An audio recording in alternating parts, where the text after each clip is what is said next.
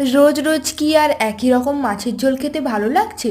তাহলে এইভাবে গ্রীষ্মের সবজি দিয়ে পাতলা মাছের ঝোল করে ফেলুন, দেখবেন খেতে দারুণ লাগবে। প্রথমে মাছগুলোকে ভালোভাবে পরিষ্কার করে হালকা ভেজে নেবেন। এবার পটলগুলোকেও অর্ধেক করে ওই তেলে ভেজে নিতে হবে।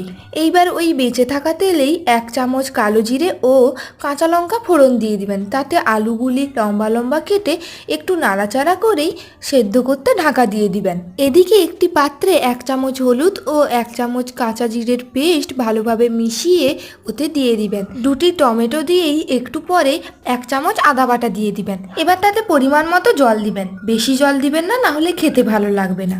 এবার ঝালের জন্য আরো কয়েকটি ঝাল দিয়ে ওতে একে একে পটল ও মাছগুলি দিয়ে দিবেন। মাছ দেওয়ার পর বেশিক্ষণ ফোটাবেন না। ভাজা জিরে গুঁড়ো ছড়িয়ে দিন, তাহলেই হয়ে যাবে। পুরো রান্নাটি জিরে দিয়ে হয়েছে, দেখবেন খেতে ভালো লাগবে।